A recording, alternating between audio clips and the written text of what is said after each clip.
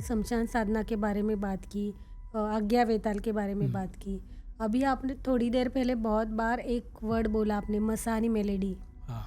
क्या होता है ये? मतलब मैंने तो पहली बार सुना है, थोड़ा बताइए। अच्छा, मसानी मेलेडी आज से कलयुग स्टार्ट होने से पहले जी। एक असुर था, उसका नाश करने के लिए नव दुर्गा जब उसके पीछे पड़ी तब वो असुर जाकर मरी हुई गाय थी उसके अंदर चला गया, उसके अंदर बैठ गया। तो वहाँ माता जी तो उसमें जा नहीं सकते। फिर उन्होंने नव दुर्गा ने अपने अंग के मैल से शक्ति को उत्पन्न किया। अपने नव दुर्गा ने अपने हाथ से मैल निकाला और उसमें से एक शक्ति को, एनर्जी को उत्पन्न किया। तो उसका कोई नाम नहीं था। वो जो शक्ति थी, एक 16 साल की लड़की, उनको उन्होंने हुक्म किया कि इसके अंदर एक असुर है, उसका नाश करना है। तो माता मेलेडी उस गाय के, मरे हुए गाय की जो पिंजर था, जो बॉडी थी, उसके अंदर माता जी गई। तो चैत्र नवरात्रि में साधना करने से उनका अनेक गुना फल मिलता है। चैत्र नवरात्रि में हम हमारे सारे काम बंद कर देते, सारे हमारे फ़ोन कॉल्स वगैरह सब बंद कर देते, जितना हो सके उतना कम कर देते, और जितना हो सके उतना हम माता की सेवा में ही रहते हैं। तो हमारी जो साधना होती है उसमें बहुत हार्ड तरीके से होती है। हम जैसे कोरोना में क्वारंटाइन हो जाते हैं, उससे क्वारंटाइन हो जाते हैं हम लोग। 9 दिन या 21 दिन हम बिना खाना खाए हम लोग साधना करते हैं।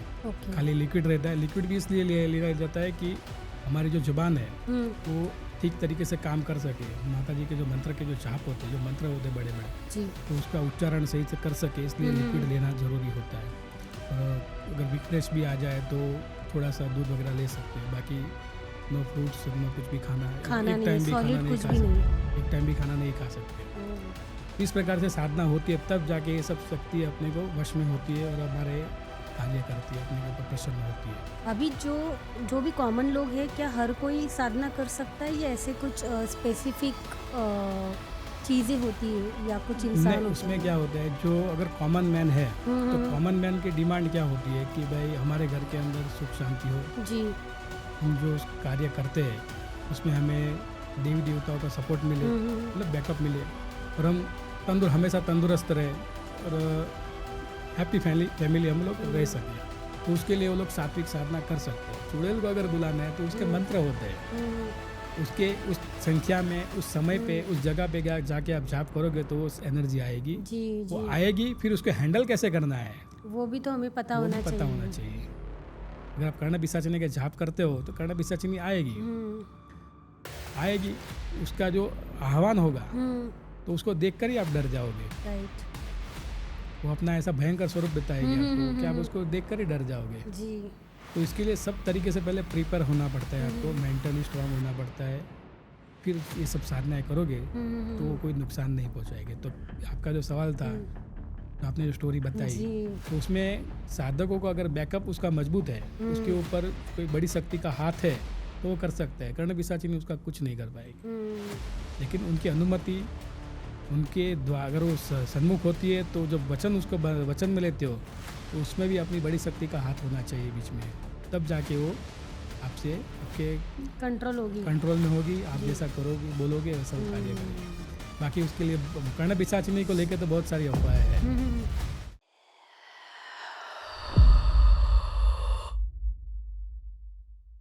Hello lovely people, welcome to scary pumpkin horror podcast, जो सुनाता है डर की सच्ची कहानी उन्हीं की ज़ुबानी।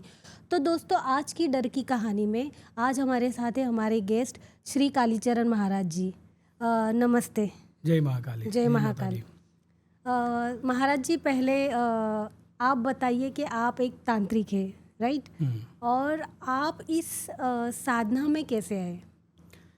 एक्चुअली इसमें ऐसा है कि मैं जिस फैमिली से आता हूँ जी, तो हमारा पिताजी, हमारे दादाजी, वो सभी साधना करते आए हैं। उन्होंने, जो मेरे दादाजी के जो पिताजी थे, उन्होंने गिरनार में जाकर उन्होंने साधना करी थी। साधुओं के बीच में रहते थे, तो उस टाइम उन्होंने कुछ ऐसी शक्तियाँ प्राप्त करी थी और उनसे उन्होंने ऐसे वचन लिए थे कि मेरी हर पीढ़ी आपकी सेवा करेगी। आप उनकी जो भी कार्य होगा वो आपकी उसका काम करना, वो आपकी सेवा करेंगे, उनकी रक्षा करना, और मेरी पीढ़ी में कोई भी किसी भी प्रकार की तंत्र मंत्र की दिक्कत ना आए। उन्होंने ऐसा देवी देवताओं से वचन लिया था। तो उस हिसाब से उनके जो मेरे दादाजी के जो बेटे, तो उस हिसाब से हम लोग साधना करते आ रहे हैं। मेरे Okay. पिताजी ने साधना करी, फिर उन्होंने मुझे सिखाया।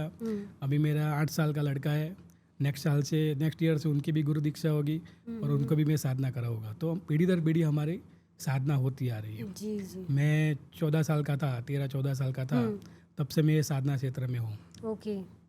सर्वप्रथम मेरे पिताजी ने, जब मेरा खेलने कूदने में ज़्यादा ध्यान था, पढ़ाई में कम था, तो मेरे पिताजी ने मेरे हाथ में एक माला थमाई और हनुमान जी का एक मंत्र दिया। जी। तब से मैं उस टाइम रामानंद सागर जी की एक सीरियल भी आई थी, रामायण। जी जी जी। तो उसमें हनुमान जी का जो पात्र था, तो मेरे लिए एक सुपरमैन की तरह था। ओके। तो हनुमान जी मुझे बहुत पसंद थे। जी तो उस टाइम से मैं हनुमान जी की साधना करते आ रहा हूँ। जी। और फर्स्ट मैंने हनुमान जी की साधना ही करी, फिर उसके बाद मैंने बाकी सारे देवी देवताओं की साधना करी। जी 14 साल का था तब से साधना करते आ रहा हूँ। आज मेरी 41 ईयर की एज है।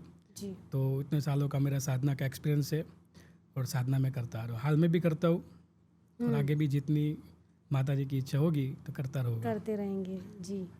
तो अभी नॉर्मली कैसे होता है कि बहुत सारे ऐसे फैमिलीज़ होते हैं कि वो जनरेशन बाय जनरेशन बहुत सारा उनका जो भी काम है वो करते रहते हैं, पर एक मोड़ ऐसा आ जाता है कि उनको वो नहीं करना होता है, राइट? हाँ। तो आपको कभी ऐसे लगा? हाँ, एक्चुअली ऐसा होता है क्योंकि जो साधना क्षेत्र में जो आते हैं तब उसमें अपने ऊपर बहुत सारे रिस्ट्रिक्शन होते हैं। तो कुछ ऐसी हमारी बाउंड्रीज होती है, उसी के तरह हमें रहना पड़ता है।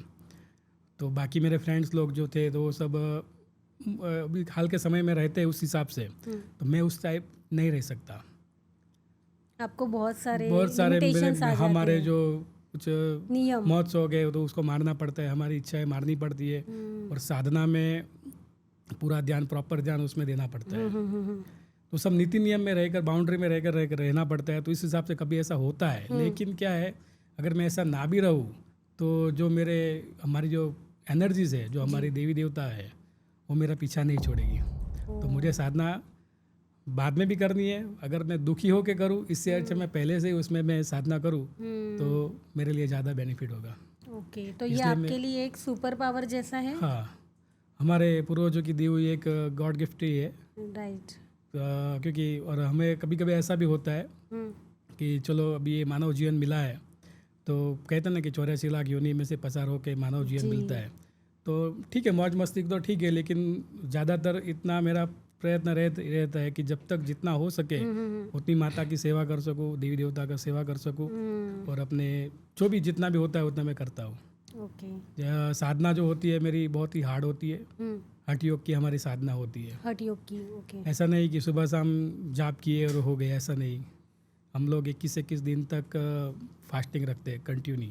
तो उसमें हमको ओनली चाय और पानी, नो जूस, नो फ्रूट्स, ऐसे हमको दिन निकालने पड़ते हैं। अभी आप साधना के बारे में इतना बात कर रहे हैं, तो अभी चैत्र नवरात्रि आने वाली है, राइट? तो ऐसे आई थिंक 3 या 4 तरह की होती है, राइट? 4 तरह की नवरात्रि आती है। उसमें 2 गुप्त होती है। हाँ। और 2 बड़ी नवरात्रि होती है।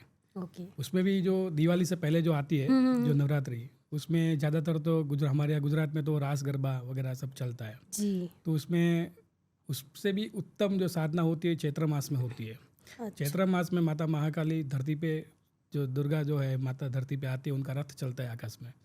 तो चैत्र नवरात्रि में साधना करने से उनका अनेक गुना फल मिलता है। तो हम कहीं पे भी हो, चैत्र नवरात्रि में हम हमारे सारे काम बंद कर देते हैं, सारे हमारे फ़ोन कॉल्स वगैरह सब बंद कर देते, जितना हो सके उतना कम कर देते हैं, और जितना हो सके उतना माता की सेवा में ही रहते हैं। तो हमारी जो साधना होती है उसमें बहुत हार्ड तरीके से होती है। बाकी जो साधक लोग होते हैं, जो मतलब मैं भी एक यूट्यूबर ही हूँ, तो बाकी यूट्यूबर जो होते हैं वो साधना करवाते हैं, तो उस टाइम वो लोग शिविर चलाते हैं, उसमें बहुत सारे साधकों को इकट्ठा करते हैं और साधनाएं कराते हैं। तो ऐसा नहीं होता, हम खुद उस टाइम साधना में होते हैं। ओके। हम जैसे कोरोना में क्वारंटाइन हो जाते हैं, उस तरह क्वारंटाइन हो जाते हैं हम लोग, और 9 दिन या 21 दिन हम बिना खाना खाए हम लोग साधना करते हैं। ओके। खाली लिक्विड रहता है। लिक्विड भी इसलिए लेना जाता है कि हमारी जो जुबान है वो ठीक तरीके से काम कर सके, माता जी के जो मंत्र के जो जाप होते हैं, जो मंत्र होते हैं बड़े बड़े, जी, तो उसका उच्चारण सही से कर सके, इसलिए लिक्विड लेना जरूरी होता है। और अगर वीकनेस भी आ जाए तो थोड़ा सा दूध वगैरह ले सकते हैं, बाकी नो फ्रूट्स, नो कुछ भी खाना, खाना एक नहीं, टाइम भी खाना सॉलिड नहीं कुछ खा भी नहीं। सकते, एक टाइम भी खाना नहीं खा सकते। ओह, तो इस प्रकार से साधना होती है, तब जाके ये सब शक्ति अपने को वश में होती है और हमारे कार्य करती है, अपने के ऊपर प्रसन्न होती है। तो ओके। साधना में ये सब चीज़ में सबसे बड़ी जो चीज़ होती है वो साधना ही है। आपको भले कितना भी नॉलेज हो, लेकिन वो जब तक आप कुछ कार्य खुद नहीं करेंगे तब तक वो नॉलेज आपका कुछ काम का नहीं है, बराबर है। क्योंकि आप शक्ति से कनेक्ट ही नहीं हो। वो शक्ति आपका काम करने पे तैयार नहीं है, तो आप साधना क्षेत्र में हो या ना हो उससे कोई फर्क पड़ता नहीं है। राइट। तो इसलिए हमारा प्रयत्न यही रहता है कि जितना हो सके हम लोग साधना में ही हम लोग रहते हैं। ओके जितना हो सके उतना माता के जाप करते हैं, जो भी शक्ति, माता जी है, भैरव है, जी। नरसिंह भगवान है, तो ये सब की हम लोग साधना करते हैं। ऐसा है। और ऐसे कहा जाता है कि 2 तरह की साधनाएं होती है, एक सात्विक और तामसिक, राइट? तो थोड़ा बताइए दोनों के बारे में। सात्विक साधना और तामसिक साधना में एक्चुअली ऐसा है कि दोनों साधना, साधना में, तंत्र क्षेत्र के अंदर जो साधना होती है, ये दोनों प्रकार की साधना मोक्षदायी है। लोगों को ये चीज़ पता नहीं है, क्योंकि लोगों का माइंड में यही है कि तंत्र साधना यानी बुरी शक्तियों का आह्वान और नेगेटिविटी, लोगों के ऊपर नेगेटिव कार्य करने के लिए, लोगों को वश में करने के लिए या किसी को हानि पहुंचाने के लिए साधना होती है, लेकिन ऐसा नहीं है। ये जो मार्ग है ये महाकाल का मार्ग है, और उसके अंदर हम जो शक्ति की जो उपासना करते हैं वो सारे शिव जी से कनेक्ट है, महाकाल से कनेक्ट है। जैसे भैरव हो गए, वीर हो गए, महाकाली है, ये जो सारी शक्ति है वो सब भगवान शिव से कनेक्ट है। और माता महाकाली जो है वो धर्म, अर्थ, काम और मोक्ष, ये चारों जो हमारे जो धर्म के जो मेन जो चीज़ है वो सारी चीज़ें देने में समर्थ है माता महाकाली। तो धर्म, अर्थ और अंत में मोक्ष अपने को मिलता है। तो साधक अगर उसके जीवन काल में जो साधना करता है उसमें अगर किसी का भला करता है तो उसको मोक्ष मिलता है। और अगर किसी की वो बुरा कर्म करते हैं, किसी के कहने पर या कुछ थोड़े से पैसे लेकर वो किसी के ऊपर कुछ हानि पहुंचाता है, तो उसको फिर उसका जो कर्म का जो फल है वो उसको भुगतना ही पड़ता है। तो ये दोनों मतलब जो मार्ग है तंत्र में, सात्विक साधना और तामसिक साधना, दोनों माता से ही कनेक्ट है। आपके ऊपर है कि आप किस नेचर के हैं, आपको क्या चीज़ पसंद है, उस हिसाब से आप साधना करते हो। आपकी डिमांड क्या है, आप उस शक्तियों से क्या काम करवाना चाहते हैं, उसी हिसाब से आप उस प्रकार की साधना का चयन करते हो। ओके। जैसे कोई सात्विक साधना करना चाहता है तो वो हनुमान जी की तंत्र साधना से हनुमान जी की साधना कर सकता है, तंत्र से वो भैरव की साधना कर सकता है, नरसिंह की साधना कर सकता है।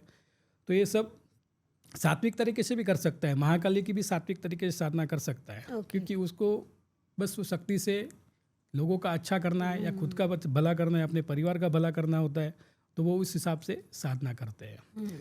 अब किसी को बुरा करना है किसी का, या फिर ऐसा भी नहीं कि बुरी जो साधना होती है, जैसे कि शमशान काली हो गई, मसान भैरव हो गए, शमशान भैरव हो गए, कपालिक भैरव हो गए, मसानी मेलडी हो गई, तो उसकी साधना क्यों करते हैं फिर? तो इसका मतलब ये तो नहीं कि वो किस सबकी बुरा कर्म करने के लिए ही करते, ऐसा नहीं है।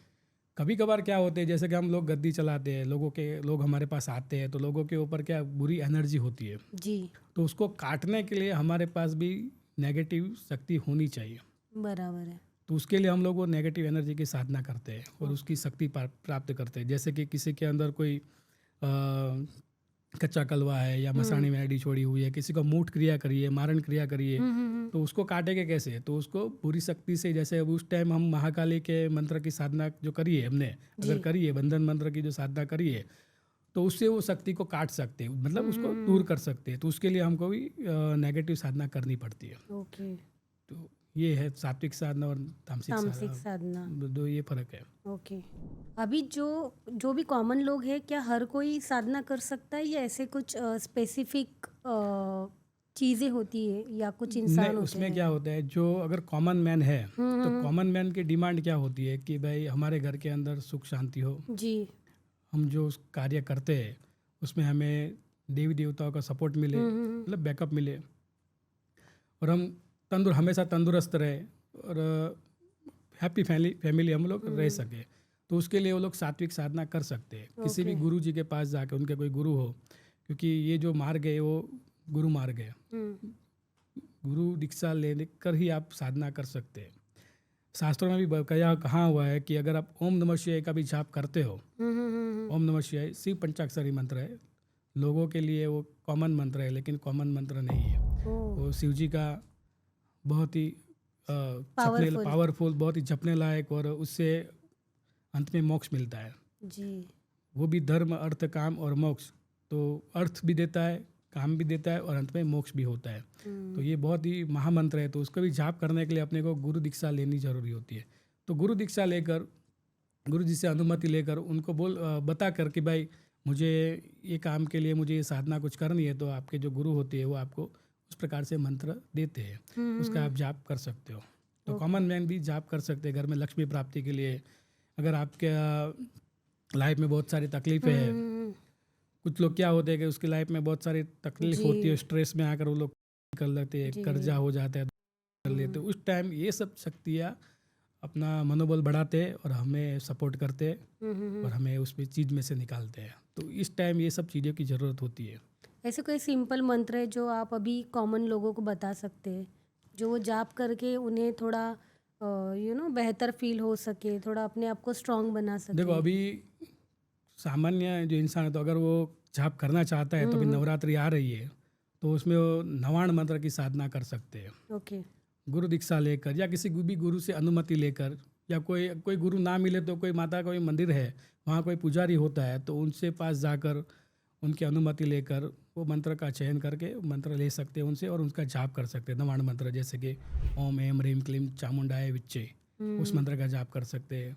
अगर उनके घर में कोई नेगेटिविटी है तो हनुमान जी के मंत्र का जप कर सकते हैं। फिर अगर उनको लगता है कि भाई हमारे घर में कुछ वैभव सुख आए, रिद्धि सिद्धि आए, तो उसके लिए वो भगवान गणेश के मंत्र का जप कर सकता है जी। गणेश जी का मंत्र बहुत पावरफुल होते हैं, उनके जाप करने से भी बहुत बेनिफिट मिलता है, तो वो भी वो कर सकते हैं। तो उससे उनको बहुत सारा लाभ मिल सकता है। ओके। तंत्र के बारे में लोगों को बहुत सारी एक मिसअंडरस्टैंडिंग होती है, तो आपने ऐसे कुछ फेस किया है? मिसअंडरस्टैंडिंग यानी मतलब लोग तंत्र को अलग तरीके से लेते हैं। हाँ, तो वो इसी प्रकार से इसलिए लेते हैं कि लोग क्या करते हैं, आज के जो तांत्रिक होते हैं वो अपने निजी स्वार्थ के निकालने के लिए वो गलत साधना करते हैं। साधनाएं ऐसी चयन करते हैं जिससे वो दूसरों का हानि पहुंचा सके। देखिए, साधना तो सही होती है, लेकिन उसका यूज़ जो है वो गलत करते हैं। जैसे समझो कि अभी मसाणी मेलोडी की साधना करी, तो मसाणी मेलोडी की साधना बहुत ही उच्च कोटि की साधना है। उसकी साधना करने से साधक को बहुत और भी लाभ मिल सकता है, बहुत बैकअप मिल सकता है। लेकिन क्या करेंगे साधक कि वो साधना करके किसी भी अड़ोसी पड़ोसी को या रिश्तेदारों के ऊपर वो चलाते हैं और उनको हानि पहुंचाते हैं। तो ऐसा कर्म जो लोग करते हैं, इसकी वजह से तंत्र मार्ग थोड़ा बदनाम हो चुका है जी। आजकल लोग तांत्रिकों को गलत नज़र से देखते हैं। क्यों? क्योंकि उनकी भावनाएं ही ऐसी होती है जी। वो तांत्रिक ऐसा होना चाहिए, क्योंकि आज जो साधक जो साधना करता है तो उसके अंदर बहुत सारा ईगो आ जाता है। वो सिद्धियाँ प्राप्त करता है तो उसके अंदर बहुत सारी ईगो आ जाती है। वो लोगों को डरा के रखने की इच्छा रखता है जी। कि लोग उनसे डरने चाहिए। वो अगर किसी से बात भी करता है तो उग्र स्वभाव में बात करता है, क्योंकि वो साधना के मद में आकर ऐसा करते हैं। राइट। तो ये साधक लोगों ने ही ये मार्ग को बदनाम किया हुआ है। साधक ऐसा होना चाहिए कि 5 साल का बच्चा भी आकर उनके पास आक्षेप महसूस कर सके। राइट। तो ऐसे साधकों को रहना चाहिए, क्योंकि हम साधक है, सारी दुनिया साधक नहीं है। तो कॉमन मैन जो होते हैं अपने पास आकर बात करे तो उसको ये फील होना चाहिए कि मैं कोई गलत बंदे से बात नहीं कर रहा हूँ। तो इस प्रकार से साधक को अपना वाणी और व्यवहार करना चाहिए। बिल्कुल। तो ये जो गलतफहमी लोगों के माइंड में है जी। वो धीरे धीरे दूर हो सकती है जी। और ये जो मार्ग बदनाम इसलिए है क्योंकि आजकल फिल्मों में और हर जगह ये चीज़ों को उस प्रकार से बताया गया है, गलत तरीके से बताया गया है। तो इसलिए ये सब चीज़ें होती है, क्योंकि ये जो चीज़ें है वो भगवान शिव की है। ये जो मार्ग है वो भगवान शिव का है। भगवान शिव ने ये सारी चीज़ें प्रकाशित की हुई है सर्वप्रथम। तो भगवान शिव की जो चीज़ें है वो गलत तो नहीं हो सकती है, बराबर। उससे लोगों का कल्याण ही हो सकता है, लेकिन लोग उसका गलत उपयोग करते हैं। उसकी वजह से ये चीज़ें गलत हो रही है। क्योंकि आजकल के साधक लोग होता कुछ नहीं है, लेकिन दिखाते ज़्यादा है। बहुत राइट। और उनके पास शक्तियाँ इतनी होती नहीं, लेकिन वो बोलते ऐसा है कि सामने वाले को डरा के रखे। लोग बड़ी बड़ी दाढ़ी, बड़े बड़े केस और बड़ी बड़ी मुंड मालाएं, आजकल वो स्टोन की माला निकली हुई है, मुंड की माला, लोग पहन के लोग निकलते, लोग उनसे डरते कि ये कोई तंत्र साधक लगता है, तो लोग दूर रहते हैं उनसे, कुछ पोलाइटली बात करते हैं। तो इस प्रकार से लोगों को, क्योंकि मुंड माला जो होती है वो तो पत्थर की है, वो रियल मुंड माला तो है नहीं। राइट। आप शो के लिए डेकोरेशन के हिसाब से आप पहन सकते हो, लेकिन रियल में वो मुंड माला नहीं है, वो स्टोन है वो तो। राइट। अगर आपको मुंड माला तो नहीं पहन सकते, अगर आप अघोरी है, रियल में आप अघोरी है, तो इंसान की उंगली जो होती है, फिंगर, उनकी भी माला बना के आप पहन सकते हो। लेकिन वो लोग नहीं पहनते, क्यों? क्योंकि वो उस लेवल पे नहीं है। वो केवल पत्थर की माला पहन के लोगों को प्रभावित करते हैं। राइट। मेरा मानना ये है कि अगर आप साधक हो तो आप साधना से, आपके काम से लोगों को आप इम्प्रेस करो। राइट। आपके दिखावे से नहीं, बराबर है। क्योंकि जो दाढ़ी, छटा, ये सब जो है वो साधु और सन्यासियों का काम है जी। साधु सन्यासियों और वो नेचुरली हो जाता है, वो नेचुरल, क्योंकि वो लोग वो चीज़ नहीं कर सकते। वो साधु सन्यासी, उन्होंने संसार छोड़ा, इसलिए वो सब चीज़ों का उन्होंने मोह छोड़ा। राइट। वो कैसे दिखते हैं, क्या दिखते हैं, उनसे उन लोग को कोई लेना देना है। वो भगवान की सेवा में रहते हैं। तब हम लोग जो होते हैं वो संसार में रहते हैं, हमारे भी फैमिलीज रहती है, हमें भी रिश्तेदारी में आना जाना रहता है, तो इस हिसाब से हम इस प्रकार नहीं रह सकते हैं। ओके। तो ये साधकों को समझना चाहिए। फिर हाँ, फिर तो अभी लोगों का शौक है, वो तो जिस हिसाब से रहे, वो तो ये भारत देश है, कब किसी भी रह सकते हो, इंडिपेंडेंस हो। लेकिन ये मेरा कहने का मतलब ये है कि आप इस प्रकार से रहो। अगर आप साधक हो तो आप इस प्रकार से रहो कि 6 साल का बच्चा भी आपके पास आकर सेफ महसूस कर सके, आपके साथ खेल सके। ऐसा एक साधक को रहना चाहिए। जी, सही कहा आपने।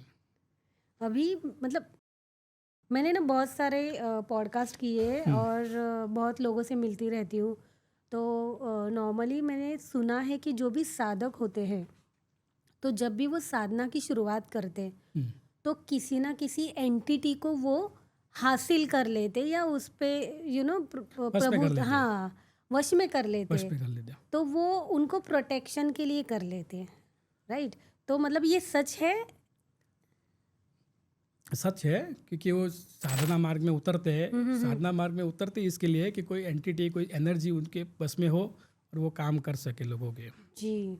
फिर वो जायज काम करे या नाजायज काम करे, वो तो अपनी प्रकृति के ऊपर है। देखो, अभी एक छुरी है जी, उससे आप फ्रूट काट के लोगों को खिला भी सकते हो और उससे किसी का मर्डर भी कर सकते हो। आपके नेचर के ऊपर है वो तो। Right, exactly. तो कैसे यूज कर सकते हो वो तो आपके ऊपर ऐसा है। तो ऐसे जब करते हैं, किसी एंटिटी को वश में करते हैं, तो कौन कौन सी एंटिटीज होती है वो? देखो, तंत्र विद्या में तो ऐसी बहुत सारी एंटिटी है और बहुत सारी ऐसी एनर्जी है जो साधना मार्ग के अंदर अलग अलग स्टेट के लिए अलग अलग चीज़ें की साधना होती है। जैसे महाराष्ट्र में अलग अलग मुंजा होता है, कालूबाई हो गई जी, फिर कलवावीर हो गए, बहुत अलग प्रकार से होते हैं। राजस्थान में अलग अलग प्रकार से होते हैं, एमपी में अलग अलग प्रकार से होते हैं। कोई कलवा पवन की साधना करता है, कोई कच्चे कलवे की साधना करते हैं। वो जैसे अलग अलग स्टेट में उनके गुरु जी के पास जो मार्ग है वो उसको बताते हैं और उस हिसाब से वो आगे बढ़ते हैं जी। तो जिसमें हमारे यहाँ गुजरात में जैसे कि मसानी मेलडी हो गई जी, छापड़ी हो गई जी, वीर हो गए, कोयला वीर, रगतिया वीर, हुंगणिया वीर, आज्ञा वीर, ऐसे बहुत सारे वीर हो गए। फिर पांचाघरिया वीर, रावा वीर, बोड़िया गणेश। अब ये गणपति जो है वो अघोर गणपति की जो बात करते हैं जी, तो ये बोड़िया गणेश जो है वो अघोर स्वरूप में है। ओके। तो वो तंत्र साधना में उसके शमशान में साधना होती है तंत्र के हिसाब से। तो ये सब सारी एंटिटीज जो है वो तामसिक वृत्ति की है, तो उसकी साधना करके उसको प्राप्त कर दे और उससे कार्य करवाती है। ओके। तो अलग अलग आपको प्रोटेक्ट भी करती है। जब आप प्रोटेक्ट भी करती है, साधक को तो प्रोटेक्ट करेगी ही करेगी, लेकिन उसके जो भी वो कमांड देते हैं, जो भी काम देते हैं जी, उसको वो करते हैं जी, क्योंकि उससे वचनबद्ध है। जी जी जी जी जी। और इसमें सबसे पावरफुल कौन सी एंटिटी है? देखो, एंटिटी तो नहीं कह सकते, लेकिन एंटिटी मतलब एंटिटी का मीनिंग क्या हो तो मुझे भी नहीं पता है लेकिन हम लोग शक्ति बोलते हैं उसको, देवी जी। शक्ति, इसमें से कौन सी शक्ति ज़्यादा शक्तिशाली होती है? सबसे शक्तिशाली और सबसे पावरफुल शक्ति जो है जी, मेरे सालों के जो एक्सपीरियंस है उसके हिसाब से मैं बताऊँ तो सबका मत अलग अलग है, लेकिन मेरा जो एक्सपीरियंस है उस हिसाब से महाकाली है। जी। वो 4 युग की देवी है, सतयुग, द्वापर युग, कलयुग, सभी युग में उसकी पूजा हुई है। रावण ने भी उसकी पूजा करी है और हम भी उसकी पूजा करते हैं। राइट। तो सबसे पुरानी और सबसे पावरफुल शक्ति जो है, जिसके पैरों के नीचे भगवान शिव को भी आना पड़ा था, जी। तो उससे ऊपर कोई शक्ति नहीं है। जो सारी एनर्जीज जो काम करती है वो सब वही शक्ति है, माता काली। फिर उसके अलग अलग रूप है, अलग अलग भाव है, अलग अलग प्रकार की साधना है कि जो भी सारी शक्तियाँ निकली है सब उसी में से ही निकली हुई है। ओके। जो भी माता जी आप बोलो, कोई भी एनर्जी बोलो, वो सब उसी के अंदर समाहित है, जी। उसी से निकलती है और उसी में ही समाहित हो जाती है। जी। तो महाकाली है, वही सबसे बड़ी शक्तिशाली देवी है। और महाकाली की जब साधना करते हैं तो उन्हें पूजने के पहले शमशान साधना की जाती है। शमशान साधना तो उसको प्राप्त करने का एक मार्ग है। ओके। महाकाली के देखो एक कॉमन आदमी होता है, वो घर के अंदर माता जी की फोटो रखता है, उनके नाम की ज्योत जलाते हैं और माता जी से प्रार्थना करता है। जो भी उनको आता है, अगरबत्ती, धूप बत्ती, फ्रूट्स वगैरह चढ़ाकर वो माता जी सात्विक रूप की हो सात्विक गया। रूप से वो सेवा पूजा करता है। तो उसी प्रकार से एक तांत्रिक जो होता है वो उसकी जो महाकाली की जो शक्ति है, अब महाकाली की जो साधना होती है वो तो जब भी वो तंत्र मार्ग में उतरता है तब से उनकी साधना तो चालू हो जाती है। जी। लेकिन माता महाकाली के पीछे जो हिडन शक्तियाँ है, जी।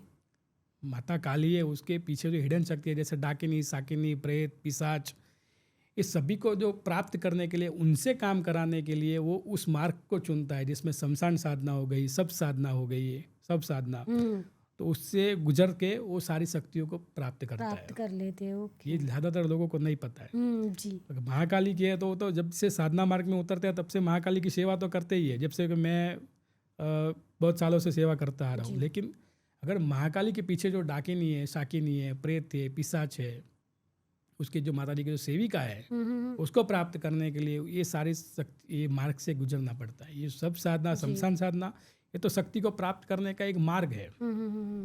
अभी आपने कहा कि जो भी साधना करनी है किसी भी साधक को, नए साधक को, तो गुरु से ही करवाना चाहिए। तो आपने कहा जैसे आपके 3-4 पीढ़ी से ये साधना होती आई है, तो आपके गुरु ऑब्वियसली आपके पिताजी रहे, राइट? तो उन्होंने किन की साधना की और उनके साथ जब साधना करते हैं तब मैंने सुना है बहुत सारे अनुभव होते हैं। तो लोग आपके पास आते हैं उनकी दुख और तकलीफ दूर करवाने, उन पे किसने किया है या गलती से लग गया है, बहुत सारी चीज़ें होती रहती है। ऑन द वे कहीं हम लोग जा रहे, बीच में रुके हैं और गलत जगह पे पेशाब कर दिया, बहुत सारे फिर आपके साथ वो नेगेटिविटी आ जाती है, तो वो उतारने आते हैं या कोई भी रीज़न हो, तो उनके साथ कभी कुछ ऐसी घटनाएं घटी है? देखो, आप गुरु जी की बात करें तो मेरे पिताजी ऑब्वियसली मेरे गुरु ही है। कुछ भी मुझे आज हाल के भी टाइम में मुझे कुछ पूछना हो या कुछ भी मैं साधना करता हूँ तो पहले उनकी अनुमति लेता हूँ मैं, हाल के भी टाइम में। तो गुरु जो है हमारे जो है वो एक्चुअली मेरे पिताजी तो है, लेकिन हमारे कुल गुरु होते हैं। जो मेरे पिताजी के जो गुरु है उनका जो लड़का है जी, वो मेरे गुरु है, कुल गुरु। तो गुरु परंपरा से, हालांकि 22-23 पीढ़ी से हमारे वही कुल गुरु है। वो काठियावाड़ में रहते हैं, तड़ाजा करके गांव है, उछड़ी करके, वहाँ वो रहते हैं। पिताजी के भी गुरु हाल के समय में है और मेरे भी गुरु है। लेकिन पिताजी में डायरेक्टली जो भी पूछना है मैं पिताजी को ही पूछता हूँ, और उनका जो साधना का एक्सपीरियंस पूछते हैं तो वो उन्होंने तो बहुत सारी साधनाएं करी। कुछ ऐसी ऐसी साधनाएं जो मुझे भी नहीं पता है कि उन्होंने ऐसी ऐसी साधनाएं कर रखी है उनके लाइफ में, क्योंकि वो तो कुछ काम करते ही नहीं थे, यही काम है उनका बचपन से। अच्छा। हाँ, उन्होंने तो बहुत सारी साधनाएं करी है और उनकी साधना में ऐसा है कि उनको डरावना एक्सपीरियंस तो बहुत कम हुए हैं। मतलब डरावना का तो डरावना तो नहीं कह सकते, क्योंकि माता जी की इतनी दया है कि आज तक हम लोग डर शब्द हमारे माइंड में ही नहीं आते हैं साधना के रिलेटेड। उन्होंने अपने एक शिष्य को एक साधना करवाई थी जी, आज्ञा बैताल की। उसका एक्सपीरियंस बता दो आपको। आज्ञा बैताल की उन्होंने साधनाएं कराई थी, तो 41 डेज़ की साधना थी। उनका जो शिष्य था उन्होंने साधना करी, बहुत ही अच्छी तरीके से साधना करी उन्होंने, और बैताल उनको वचनबद्ध भी हुआ। लेकिन उन्होंने जो साधनाएं करी तो उसने फिर उसका गलत यूज़ करना चालू कर दिया। मिसयूज बोलते हैं उसको, अपने निजी स्वार्थ के लिए जी। और द्वेष के भाव से। तो उन्होंने साधनाएं तो करी, उनका यूज़ भी किया और गलत उपयोग भी किया, लेकिन कर्म की लाठी है ना तुरंत पड़ जाती है। राइट। तो वो जो एनर्जी थी वो उल्टा हो गई उनके ऊपर। उनने चला तो दी एनर्जी, लेकिन जहाँ चलाई वहाँ विध्वंस हुआ। और जब वहाँ उन्होंने कोई जगह पे उन्होंने उनका काम कराया, जिसके भी ऊपर चलाया उसने, किसी और अपने गुरु जी को या कहीं पे भी उन्होंने बताया होगा, तो वहाँ उन्होंने उसका निवारण किया। उनका निवारण किया, वो शक्ति बैक हुई उसके ऊपर बैक हुई तो उसके पूरे शरीर के अंदर जलन चालू हो गई, उनकी स्किन पूरी लाल हो गई, जैसे किसी की तपती आग के ऊपर बिठा दिया हो ऐसा उनको फील होने लगा। फिर तो वो सह नहीं पाया, और जब उसको उन्होंने पिताजी को कॉल किया और बुलाया तो पिताजी वहाँ गए, उन्होंने देखा, फिर उन्होंने माताजी से पूछा। तो वो जो शक्ति जो सिद्ध कर रखी थी, लेकिन वचनबद्ध भी कर रखा था, लेकिन उन्होंने जो बैक किया शक्ति तो उसके साथ और शक्ति कुछ भेज दी साथ में। वो भी जो तांत्रिक था वो एक्सपीरियंस वाला था, तो होता है सिर के ऊपर सवा सिर जी। तो फिर पिताजी ने उसको बोला कि भाई तूने क्या क्या किया, किस हिसाब से किया है, वो सब बताओ। तो उन्होंने बोला कि ऐसे ऐसे मैंने यूज़ किया। तो पिताजी ने फिर उसका निवारण किया और उनसे वो जो शक्ति थी वो वापस ले ली। फिर उसको वचनबद्ध करके उसको ब्लॉक कर दिया, कहने का मतलब जी कि उसके बाद वो यूज़ कर ही नहीं पाया। तो वो जो उतारा जब किया उन्होंने, उसका तंत्र काट किया, क्योंकि वो एनर्जी बैक हुई तो उसके साथ उन्होंने और शक्ति भी साथ में भेज रखी थी उनकी। तो उसके हिसाब से उनको बहुत सारा नुकसान हुआ, उनकी फैमिली में भी नुकसान हुआ और वो जो साधक था उनको भी नुकसान हुआ। फिर उनके ऊपर तंत्र काट किया, और वो जो तंत्र काट जब किया तो वो जो सारी चीज़ें उसने जो डिमांड करी थी वो बहते पानी में छोड़नी थी। तो वो जब बहते पानी में छोड़ी ना, तो वहाँ एक आग का गोला निकला रात के टाइम में। तो वो एक एक्सपीरियंस है कि भाई जब उन्होंने वो फेंका तो तुरंत वहाँ से वो आग का गोला निकला, और उसके बाद वो साधक की जान बचाई। अगर वो जो निवारण नहीं करते तो वो साधक का वहाँ नाश हो सकता था। तो ये जब शक्ति है वो, ये सब सुनने में अजीब लगता है कि ऐसा पॉसिबल है कि नहीं है, लेकिन जो इस क्षेत्र के अंदर आता है, जो ये सब चीज़ों में उतरता है जी, वो जब अनुभव करता है तभी उसी चीज़ें का रियलाइज पता चलता है कि ये सब शक्तियाँ रियल में कितनी डेंजर है जी। क्यों आज्ञा बेताल जो है ना वो शिव की शक्ति है बेताल, और पिशाचों का वो राजा है आज्ञा बेताल। तो आपने स्टोरी सुनी होगी विक्रम बेताल की जी पहले। जी जी। तो वो रियल स्टोरी है, वो एक्चुअली कोई कथा नहीं है लेकिन रियल स्टोरी है। तो ये जो शक्ति है ये बहुत ही उग्र है, बहुत ही उग्र है। जब भगवान शिव तपस्या कर रहे थे जी। तब उनकी तपस्या तोड़ने के लिए भगवान कामदेव ने उनके ऊपर बाण चलाया था। आपने सुना होगा शायद, भगवान शिव की तपस्या भंग करने के लिए। हाँ। फिर भगवान कामदेव ने जी, हाँ जी कामदेव ने उनके ऊपर बाण चलाया भगवान शिव की तपस्या तोड़ने के लिए। तब जब भगवान तीसरी आँख खोली जी, तो उसमें से जो आग निकली और कामदेव को भस्म कर दिया। तो ये क्या चीज़ थी? ये यही चीज़ थी कि भगवान शिव ने वो कामदेव के ऊपर आज्ञा वेताल का चलाव किया, उनके ऊपर छोड़ा और उसको भस्म कर दिया। तो ये भगवान शिव की शक्ति है। ये आजकल की शक्ति नहीं, बहुत पुरानी शक्ति है। जी जी जी जी। कोई छोटी शक्ति नहीं है। तो ये सब चीज़ें इस प्रकार से काम करती है। अगर आप छोड़े भी बहुत गलत तरीके से उसको यूज़ किया या आपने कुछ मिस्टेक किया तो उसका इंस्टेंट आपको रिजल्ट मिलता है, नुकसान होता है जी। कभी कभी साधकों को भी दंड मिलता है। ऐसा है जी। अगर आप सच्ची भावना से किसी का भला करने की भावना से करोगे तो इसमें आपको कोई नुकसान है ही नहीं, लेकिन जब बुरा करोगे तो वहाँ कहीं ना कहीं आपकी खामी रह जाती है। राइट। ऐसा है। अभी हम लोग ने शमशान साधना के बारे में बात की, आज्ञा वेताल के बारे में बात की। अभी आपने थोड़ी देर पहले बहुत बार एक वर्ड बोला आपने, मसानी मेलेडी। हाँ, क्या होता है ये? मतलब मैंने तो पहली बार सुना है, थोड़ा बताइए। अच्छा, मसानी मेलेडी आज से कलयुग स्टार्ट होने से पहले जी। एक असुर था, उसका नाश करने के लिए नव दुर्गा जब उसके पीछे पड़ी तब वो असुर जाकर मरी हुई गाय थी उसके अंदर चला गया, उसके अंदर बैठ गया। अब वहाँ माता जी तो उसमें जा नहीं सकते। फिर उन्होंने नव दुर्गा ने अपने अंग के मैल से एक शक्ति को उत्पन्न किया। अपने नव दुर्गा ने अपने हाथ से मैल निकाला और उसमें से एक शक्ति को, एनर्जी को एक उत्पन्न किया। तो उसका कोई नाम नहीं था। वो जो शक्ति थी, एक 16 साल की लड़की, उनको उन्होंने हुक्म किया कि इसके अंदर एक असुर है, उसका नाश करना है। तो माता मेलडी उस गाय के, मरे हुए गाय की जो पिंजर था, जो बॉडी थी, उसके अंदर माता जी गई। तो वहाँ से दैत्य निकला और एक कुंड में गिरा, नूरा चमार के कुंड में गिरा। तो वहाँ भी माता मेलडी उसके अंदर गई और उसको पकड़कर उसके साथ 3.5 दिन तक युद्ध किया और फिर उसका वध किया। माता मेलडी ने उसको पकड़कर, फिर उसको पछाड़कर, उसके गले में एक बाइट करके उसका पूरा खून पी गई और उसका नाश किया। और उसको पकड़कर फिर माता मेलडी बाहर लेके आई कि ये आपका कार्य मैंने पूर्ण किया। तो वो जब क्रिया करी तो उससे वो मैली हो गई, ऐसा कथा में है जी। तो उसका नाम मेलडी पड़ा।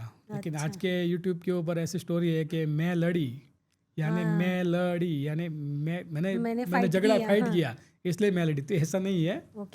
वो एक्चुअली मेल से बनी हुई है, मेल से उत्पन्न शक्ति हुई है, इसलिए उसका नाम मेलडी पड़ा। उसका रियल नाम है ननामी। ननामी यानी बिना नाम की, ननामी बालकी, बालकी यानी बच्ची, ननामी बालकी। तो ये जो शक्ति है वो एक उग्र स्वरूप है माता का। फिर माता जी का सौम्य स्वरूप भी हुआ, लेकिन उग्र स्वरूप है मसाणी मेलडी। जितने भी शमशान है उसके अंदर माता मसाणी मेलडी का वास होता है। माता मसाणी के मेलडी के अंडर में 360 मसानी ऐसी आती है और उसके अंडर में और बहुत सारे वीर है। और उसके जो आगेवान वीर है वो अघोर गणेश है, बुढ़िया गणेश बोलते हैं। तो ये सारी शक्तियाँ मिलकर एक समूह होता है, तो उसको बोलते हैं 84 का खाता, 84 का खाता मसाणी मेलडी का। तो इसकी जो साधक साधना करता है तो उसके लिए कोई भी कार्य असंभव नहीं रहता है। फिर वो हर कोई कार्य कर सकता है। इसमें तामसिक साधनाएं होती है, उसमें जो भोग होता है वो तामसिक भोग होता है। और उसकी जो क्रिया, जैसे कि बकरे की बलि, बकरे का मांस, फिर बकरे का खून का प्याला दिया जाता है, शराब दिया जाता है माता जी को, और उसको तुप्त किया जाता है। जब वो प्रसन्न होती है तब जाके वह साधक से वचनबद्ध होती है, तब जाकर फिर वो साधक के कार्य करती है। लेकिन हालांकि टाइम में क्या है कि माता मेलडी ऐसी शक्ति है, जो भी उसकी साधना करता है तो उसको ऐसी अड़चनें आती है, ऐसी वो तकलीफें आती है कि वो साधक अपना मार्ग भूल जाता है, साधना उसकी छूटी जाती है। जितने भी हाल के अंदर जितने भी साधक है उसकी साधना किसी ना किसी बहाने खंडित हो ही जाती है। उसका गुजरात के अंदर हम गुजराती में उसको बोलते हैं डगावड़ी। डगावड़ी यानी कि आपका पंथ रास्ता डगमगा जाता है, इसलिए उसको डगावड़ी बोलते हैं। बड़े बड़े साधकों की साधना खंडित वो कर देती है। हाँ, लेकिन अगर आप सच्चे भाव से, किसी का बुरा ना करने की भावना से अगर उसकी साधना करते हो एक भक्ति माँ के स्वरूप में, तो वो आपकी साधना परिपूर्ण होती है। माता मेलडी के भी बहुत सारे स्वरूप है, जैसे कि ननामी बालकी पहला स्वरूप, फिर उसमें से उगता पौर की मेलडी। उगता पौर की यानी एक सात्विक स्वरूप है। जैसे माँ भगवती गायत्री है, जितनी पवित्र है, उसी प्रकार से उगता पौर की मेलडी भी पवित्र है। लेकिन क्या है कि साधक लोग अपने स्वार्थ के भाव से ऐसी ऐसी साधनाएं करते हैं, ऐसा ऐसा भोग देते हैं, इस हिसाब से उसका स्वरूप उग्र हो गया और उस हिसाब से वो कार्य करती है। मतलब जिस भाव से आप पूछते हो उसी भाव से वो आपका कार्य करती है। अगर उगता पौर की मेलडी की तरह पूजोगे तो आपके घर के अंदर सुख शांति बरकत रिद्धि सिद्धि, आपकी रक्षा, आपका कवच, आपका के ऊपर कोई तंत्र मंत्र कोई कुछ क्रिया कर ही नहीं सकता है। और आपको एक बैकअप मिलता है, एनर्जी मिलती है, आप कभी भी हिम्मत नहीं हारते हो। हर कोई तकलीफ आती हो तो माता जी के आशीर्वाद से सब दूर हो जाती है। ये उगता पौर की मेलडी है। अब मसाणी मेलडी है तो वो क्या है, वो उसकी साधना क्यों करते हैं? किसी को हानि पहुंचाने के लिए, किसी को नुकसान पहुंचाने के लिए उसकी साधना होती है। फिर मसाणी मेलडी की साधना उसी लिए भी करते हैं कि कोई नेगेटिव शक्ति है किसी के ऊपर चलाई हुई, तो उसको काटने के लिए मसाणी मेलडी की सिद्धि जरूरी होती है। तो इसलिए भी मसाणी मेलडी की साधना करते हैं। अभी आप तंत्र काट करते हैं, राइट? हाँ। बहुत सारे, तो कुछ स्टोरीज बताइए उससे रिलेटेड। देखो, हमारा क्या है कि हम लोग तंत्र काट करने के लिए लोगों के घर तक जाते हैं जी। हमारे ज़्यादातर लोग हमारा कांटेक्ट करते हैं और हमारे यहाँ मंदिर पे माता जी के दर्शन के लिए आते हैं। और लोगों की जो भी परेशानी होती है, किसी का क्या घर में प्रॉब्लम होती है, किसी के ऊपर कोई मूठ क्रिया करी होती है, मारण क्रिया करी होती है, किसी का धंधा रोजगार बंद कर दिया होता है, किसी की व्यापार बंद कर दिया होता है, मतलब हर तरह की परेशानी के लिए लोग हमारे यहाँ आते हैं। फिर उसका जिस हिसाब से उसका प्रॉब्लम होता है, समझो कि किसी के घर के अंदर कोई नेगेटिव एनर्जी होती है, तो हम लोग उनके घर पे जाकर वो सब चीज़ों को बंधन में करके उसका काट करते हैं जी। तो ऐसा मेरा एक एक्सपीरियंस था कि एक हमारे यहाँ गांव है दाऊद गोदरा साइड, संतरामपुर करके गांव है, संतरामपुर। तो एक साधक थे, उन्होंने वो तंत्र काट का काम किया था, लेकिन उनसे वो काम हुआ नहीं, कुछ त्रुटि हो गई होगी उनसे। तो फिर उन्होंने हमारा संपर्क किया और मुझे वो गाड़ी वगैरह करके वहाँ ले गए। तो जैसे मैं उस गांव में प्रवेश किया तब माता जी ने मुझे हिडन एक संकेत दे दिया कि इसी गांव के अंदर बहुत सारी ऐसी औरतें हैं जो डायन विद्या सीखती है। गाँव के अंदर जो पहले के ज़माने में लोग जो थे, जो पहले के ज़माने के जो लोग, जो बूढ़े जो लोग हैं, वो लोग डायन विद्या सीखते हैं। डायन विद्या में क्या होता है कि वो किसी को नुकसान पहुंचाने के लिए ही होता है, उससे किसी का भला कर ही नहीं सकते। और उसमें क्या होता है डायन विद्या में कि जो डाकिनी होती है, ऐसी डायन वो लोग सिद्ध करते हैं कि उसको हर साल किसी ना किसी व्यक्ति का भोग देना पड़ता है। यानी कि वो जो शक्ति होती है, अगर वो भोग नहीं देंगे तो उनके फैमिली में से किसी ना किसी को वो अपना भोग खुद ले लेती अपने को खुद ले लेती है। फिर वो समझो कि कोई बीमार हुआ और मर गया, हम सोचते हैं कि भाई इनको बीमारी हुई और मर गया, तो ऐसा नहीं होता है, वो ले लेते हैं, तो उनको देना ही पड़ता है। जो डायन विद्या सीखते हैं उनको हर साल किसी ना किसी के ऊपर उनको छोड़ना ही पड़ता है। तो ऐसा वो गांव था पूरा। तो मैंने गया तो मैंने देखा, तो वहाँ गरीब फैमिली थी, उनकी घर में एक जो उनकी जो मेन जो बड़ी औरत थी, मतलब फैमिली तो होती है लेकिन उनकी मेन जो औरत थी उन्हीं के ऊपर वो डायन विद्या करी थी। तो मैं जैसे ही मैं घर में अंदर प्रवेश किया तो पूरी नेगेटिविटी थी पूरे घर के अंदर। जैसे ही गया तो मैंने देखा तो कि छत वाला घर होता है, तो उसके अंदर जो मोब होता है, मोब यानी सेंटर में जो लकड़ा होता है, मैंने देखा तो वहाँ एक काला सांप था। काला सांप था, मेरे सामने देखा और मैंने बोला देखो सांप है। तो वो लोग उनको पकड़ने के लिए गए, थोड़े ही टाइम में वो अदृश्य हो गया, गायब हो गया। हाँ, तो वो एक सी एंटिटी थी, ऐसी एनर्जी थी। फिर हम लोग वहाँ गए, बैठे, हमने माता जी का आह्वान किया, वो सब स्टार्टअप किया, सब पाठ वगैरह माता जी का लगाया। तो उसके अंदर, उसके घर के अंदर मेन जो थी वो चुड़ैल थी। चुड़ैल को उनके ऊपर, फैमिली के ऊपर चलाया था। और चुड़ैल थी, और चुड़ैल के साथ बहुत सारी ऐसी एनर्जी और भी थी। उन्होंने बहुत सारा उनका उपाय किया, लेकिन वो ठीक नहीं हुई। और तब जाके मेरे को बुलाया था। तब मैं और मेरे साथ जो मेरे बंदे होते हैं, हम लोग 3-4 लोग थे, हम लोग गए। तो इतनी सारी नेगेटिविटी थी घर में कि आप वहाँ का पानी भी नहीं पी सकते, ऐसी नेगेटिविटी थी। और वहाँ जाते ही जो मेरे साथ कुछ लोग थे उनको भी ऐसा फील होने लगा, उनकी हेवीनेस फील होता है, हेवीनेस होती है, तबीयत खराब हो जाती है, आप वहाँ बैठ ही नहीं सकते हो, क्योंकि उनको पता चल जाता है कि ये हमारा कार्य करने के लिए आया है, तो अपने ऊपर रुकावट डालते हैं। फिर मैंने वो माता जी का आह्वान किया और उसके अंदर जो एंटिटी, जो मतलब जो शक्ति थी, उसको मैंने जागरूक किया। तो उसको सवारी आई शरीर के अंदर, मुझे बोला कि तू आया है वैसे वापस चला जा। बहुत लोगों ने यहाँ काम करके गए लेकिन आज तक कोई सक्सेस नहीं हुआ, इसको तो मैं लेकर ही जाऊँगी, मुझे ऐसा बोला लेके जाना ना ले जाना वो तो परमात्मा के हाथ में है, शक्तिशाली तो वो है। फिर मैंने माता जी का आह्वान किया, माता जी की मैंने अनुमति की, माता जी इसमें क्या हो सकता है। माता जी मुझे संकेत दिए, तो गुड संकेत मुझे मिले। फिर मैंने आगे काम चालू कर दिया। फिर उतनी उसको सवारी आई तो मैंने उस सवारी का पावर चेक करने के लिए उनसे लहसुन मंगाया, कच्चा लहसुन, उसको पीस कर उसके अंदर से जो उसका लिक्विड होता है उसकी मैंने आँख में डाला, मतलब पकड़ के उसकी आँख में मैंने डाला, उसको कुछ फील ही नहीं हुआ। वो इतनी स्ट्रांग थी, वो उतनी स्ट्रांग थी। उसकी आँख में मैंने डाला, उसको कुछ फील ही नहीं हुआ, वो हंस रही है। मैं सोचा इतनी सारी नेगेटिविटी तो हमने बहुत सारी देखी, लेकिन ऐसी सवारी मैंने पहली बार देख रहे हैं कि उसकी आँख में मैंने लहसुन का जो लिक्विड होता है, जो लहसुन कूट के उसकी आँख के अंदर अगर कॉमन आदमी के अंदर डालोगे तो उसकी आँख पूरी लाल हो जाएगी, पूरी लाल हो जाएगी। लाल हो गई उसकी आँख, लेकिन उसको कुछ फील ही नहीं हो रहा है। फिर मैंने बोला कुछ अंगारा करो, उसके ऊपर मैंने लाल मिर्च का पाउडर मंगा कर उसके ऊपर मैंने उसको बोला कि इसको पकड़ कर चड्डा डालो, उसके नीचे उसको धुनी दो, मिर्च की धुनी। तो मिर्च की धुनी गिरी तो मेरे साथ जितने लोग थे हमको भी उसको मिर्च की धुनी फील होने लगी, उसकी भी हमको भी तकलीफ होने लगी, राइट। लेकिन उसको कुछ फील नहीं हुआ। ओह। वो हंस रही है, बोले तेरे बस के काम नहीं है बच्चे, तू चले जा। तो ये तो मेरी इज्जत पे बात आ गई राइट। कि अभी ये इतना स्ट्रांग है। फिर मैंने महाकाली को याद किया, माता मेलडी को याद किया। मैं ना तंत्र काट करता हूँ, 2 शक्ति से करता हूँ, एक महाकाली से और माता मेलडी से। जी। तो जितनी भी बुरी एनर्जी होती है ना वो उसके पाँव के तले आ ही जाती है। माता जी से मैंने अनुमति ली, फिर मैंने उसकी लठ पकड़ी बाल की और मेरा जो बंधन मंत्र था उससे बंधन किया। फिर उसके ऊपर बाकी शक्ति को चलाया, नरसिंहवीर को चलाया।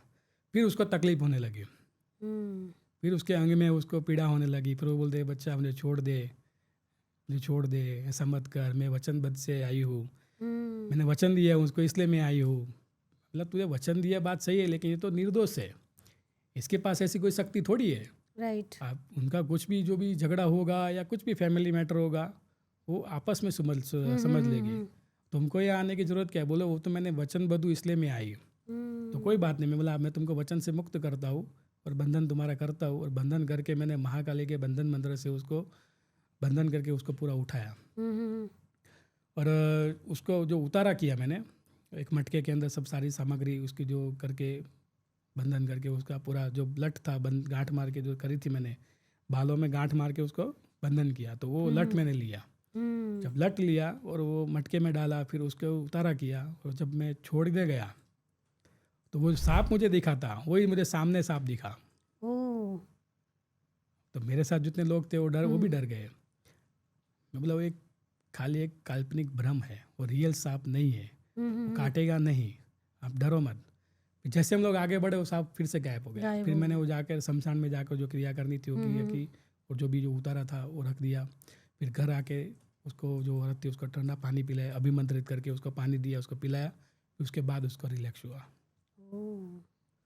तो इतनी भी सारी इतनी एनर्जी होती है गाँवों के अंदर। इधर सिटी एरिया में जहाँ हम रहते हैं वहाँ इतना ऐसा कुछ मान्यता इतनी नहीं मान्यता है। तो नहीं, क्योंकि मान्यता तो ये सही है क्योंकि वो लोग ने चीज़ देखी नहीं, इसलिए मानने का तो सवाल ही नहीं होता है। लेकिन गाँव में क्या ये सब चीज़ें होती है, बनती है, इसलिए वहाँ लोग मानते हैं जी।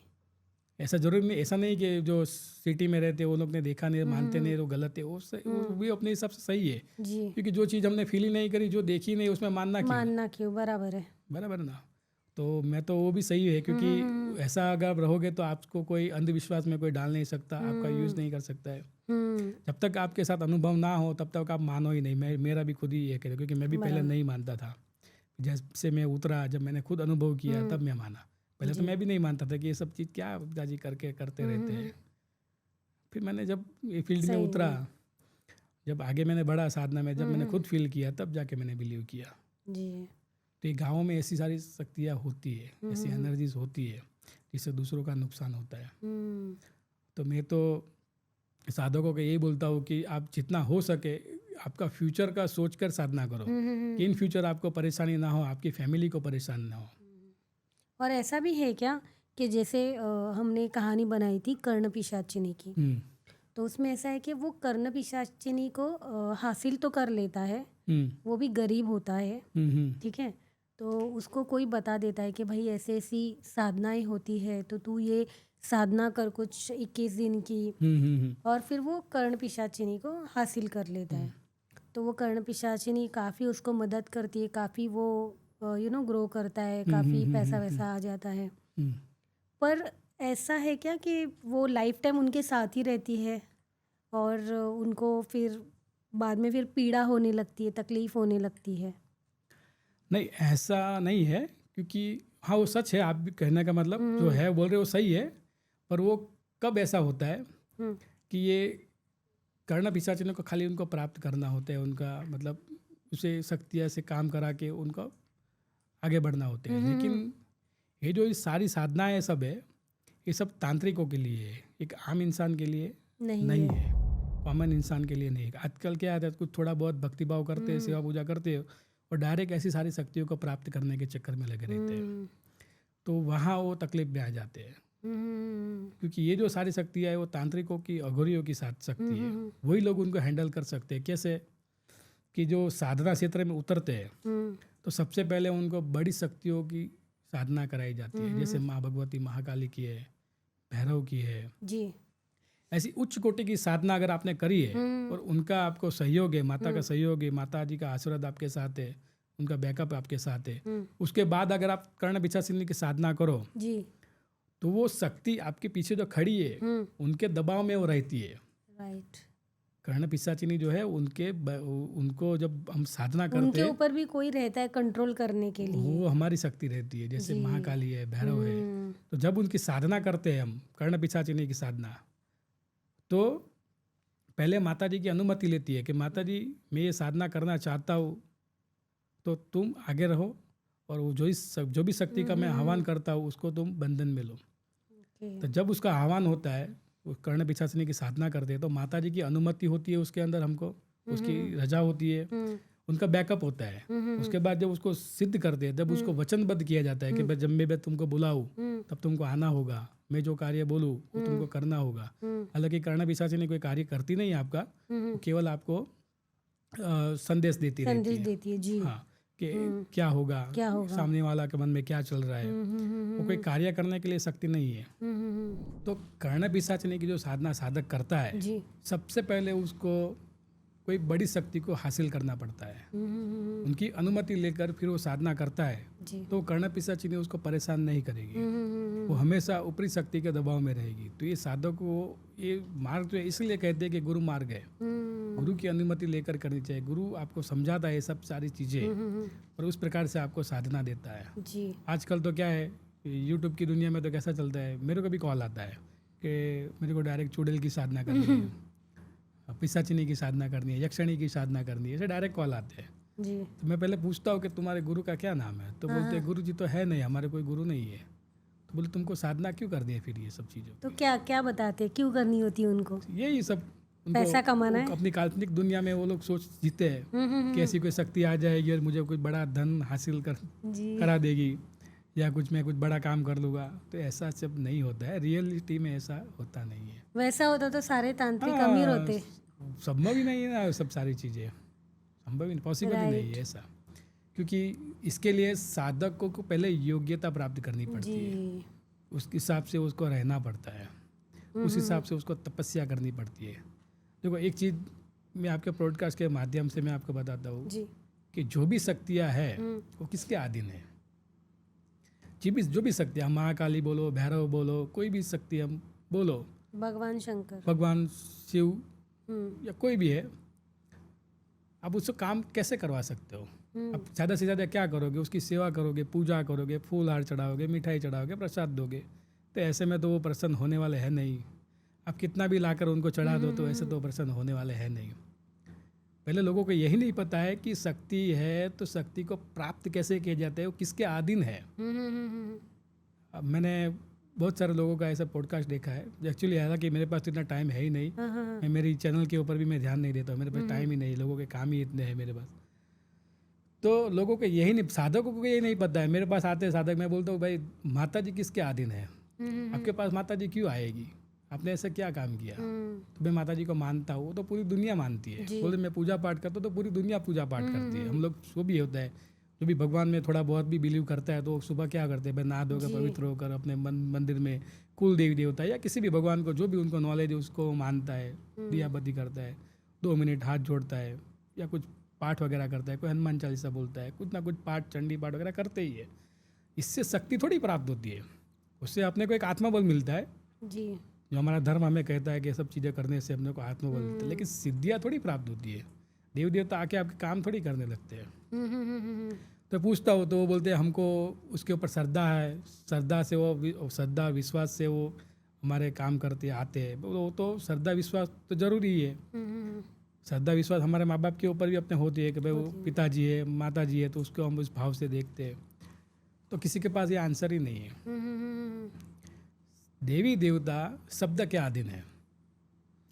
आपने भी देखी अभी नरसिंह भगवान की पिक्चर आई थी जी, तो उसमें क्या दिखाया गया कि हिरण्यकश्यप ब्रह्मा का तपस्या करता है, ब्रह्मा का तपस्या करता है, उन वरदान प्राप्त करता है। ब्रह्मदेव को नहीं पता है कि ये असुर है, ये सिद्धि प्राप्त करेगा और ये दुनिया पे हाहाकार करेगा, लोगों को परेशान करेगा। ब्रह्मदेव को पता है, फिर भी उसको वरदान दिया। क्यों दिया? क्योंकि उसने उसकी 12,000 साल तक तपस्या करी, तपस्या की। तपस्या उसके जाप किए, उसके मंत्र के जप किए। हम्म, और ये यूनिवर्स का नियम है कि आप जो भी शक्ति है उसके एक शब्द है, उस शब्द का आप उच्चारण करोगे वो एनर्जी आपके पास आकर्षित होगी। अच्छा। जैसे महाकाली है तो महाकाली के बीज मंत्र के आप जाप करोगे तो एनर्जी आपके पास आकर्षित होगी। ओह, वो एनर्जी को आकर्षण कैसे करना है, वो बीज मंत्र के जप कैसे करना है, वो हमें गुरु से सीख मिलती है। भाई इस टाइम इस आसन पे इस माला से इस दिशा में मुख करके इस योग में इस वार में आप करो तो ऐसे ऐसे आपको बेनिफिट मिलेगा। लेकिन आप कुछ ना पता हो और आप ऐसे ही जाप करोगे तो वो शक्ति आएगी आपके ऊपर, उसका प्रभाव होगा। वो प्रभाव बुरा भी हो सकता है, अच्छा भी हो सकता है। माता जी की कोई हिडन शक्ति भी आपके पास आ सकती है। तो ये सब गुरु के देख रेख में करने लायक सब चीज़ें हैं। तो नियम है यूनिवर्स का, अगर आप किसी भी शक्ति का आप आकर्षण करोगे तो उसके लिए उसके शब्द चाहिए। अभी समझो कोई चुड़ैल की साधना करता है तो चुड़ैल के मंत्र होते हैं, वो मंत्र का आप जप करोगे तो चुड़ैल आएगी ना। राइट। चुड़ैल को आप भोग लोगे, दिया जलाओगे, अगरबत्ती जलाओगे तो चुड़ैल थोड़ी फिर आएगी। सात्विक हो गया ना, या वो नहीं? सात्विक मार्ग हो गया, दिया Right. धूपबत्ती ये सब सात्विक हो गया। लेकिन चुड़ैल को अगर बुलाना है तो उसके मंत्र होते हैं, उसके उस संख्या में उस समय पे उस जगह पे जाके आप जाप करोगे तो वो एनर्जी आएगी। जी जी, वो आएगी, फिर उसको हैंडल कैसे करना है वो भी तो हमें पता वो होना भी पता चाहिए। होना चाहिए। अगर आप कर्ण पिशाचिनी का जाप करते हो तो कर्ण पिशाचिनी आएगी, आएगी, उसका जो आह्वान होगा तो उसको देखकर ही आप डर जाओगे। राइट। वो अपना ऐसा भयंकर स्वरूप बताएगी आपको कि आप उसको देखकर ही डर जाओगे। जी। तो इसके लिए सब तरीके से पहले प्रिपेयर होना पड़ता है आपको, मेंटली स्ट्रांग होना पड़ता है। फिर ये सब साधनाएं करोगे तो वो कोई नुकसान नहीं पहुंचाएगी। तो आपका जो सवाल था, जो आपने जो स्टोरी बताई, जी। तो उसमें साधकों को अगर बैकअप उसका मजबूत है, उसके ऊपर कोई बड़ी शक्ति का हाथ है तो वो कर सकता है। कर्ण पिशाचिनी उसका कुछ नहीं कर पाएगी। लेकिन उनकी अनुमति उनके द्वारा अगर वो सन्मुख होती है तो जब वचन उसको वचन में लेते हो तो उसमें भी अपनी बड़ी शक्ति का हाथ होना चाहिए बीच में, तब जाके वो आपसे आपके कंट्रोल होगी। कंट्रोल में होगी। आप जैसा करोगे बोलोगे वैसा वो कार्य करेगी। बाकी उसके लिए कर्ण पिशाचिनी को लेके तो बहुत सारी अफवाहें हैं। ऐसा है। अभी हम लोग ने डायन, डाकिन, चुड़ैल, आज्ञा बेताल, बहुत सारी मतलब बातें की है। तो कच्चा कलवा भी आपने अभी कुछ मेंशन किया था थोड़ी देर पहले, तो उसके बारे में थोड़ा बताइए। कच्चा कलवा यानी ऐसी शक्ति है जो छोटा बच्चा होता है, जो 9 साल तक के उम्र का, जैसे 10 साल की छोटी उम्र का जो लड़का होता है बच्चा, उसकी डेथ हो जाती है। तब यहाँ सिटी का तो पता नहीं, लेकिन हमारे गांव में उसको जलाते नहीं है, जी उसको बराबर मसान के साइड के एरिया में उसको गाड़ देते हैं, गाड़ देते हैं। तब जो उसको गाड़ देते हैं तब जो कोई तांत्रिक होता है या कोई ऐसा कच्चा कलवा का मंत्र जिसके पास होता है, जो उसकी साधना जानता है, वो जाकर उसको निकालता है। फिर उसको नदी के साफ पानी से उसको नहलाया जाता है। फिर उसको तैयार किया जाता है बच्चे को, वो जो बच्चे की जो लाश होती है उसको। फिर उसके ऊपर चौमुखा दिया जलाकर उसको पहले दूध और पानी से सब नहलाया जाता है, उसको पवित्र किया जाता है। फिर वो उसको तैयार किया जाता है। फिर उसको सीने के ऊपर चौमुखा दिया जलाकर कच्चा कलवा को जागृत करने का मंत्र होता है। वो मंत्र का आह्वान होता है, उसका जाप होता है, उसको जागृत किया जाता है। जब वो मंत्र के जाप होते हैं तब एक थर्ड एनर्जी उसको जागृत उसके ऊपर आती है, उस बॉडी के ऊपर, और उसको जागृत करती है। थर्ड एनर्जी जो हमारी, वो उसका नाम नहीं बता सकता मैं यहाँ, लेकिन वो उसको जागृत करते हैं और उसकी जो आत्मा होती है उसको कंट्रोल में करते हैं। और वो बॉडी फिर जागृत होती है और फिर वो बात करती है। फिर उसको वचन में लिया जाता है कि भाई मैं जब भी तुमको आह्वान करूँगा, इस मंत्र का जप करूँगा, तब तुमको आना पड़ेगा, मैं जो भी कार्य बोलूँगा वो करना पड़ेगा। तब वो फिर अपने को वचन देता है। फिर जब भी आपको काम, फिर वो वापस उसको जहाँ एज इट इज़ जो उसको गाड़ा था वैसे उसको वापस गाड़ देना पड़ता है। बॉडी वहीं पे हाँ, रख उसका देते फिर उसका ऐसे उसका नहीं रख सकते। उसको जिस पोजीशन में था उसको अच्छी तरीके से, उसको पूरी इज्जत से उसको वहाँ से वापस गाड़ देना पड़ता है। फिर वो जो उसकी आत्मा होती है वो आपके वश में हो जाती है।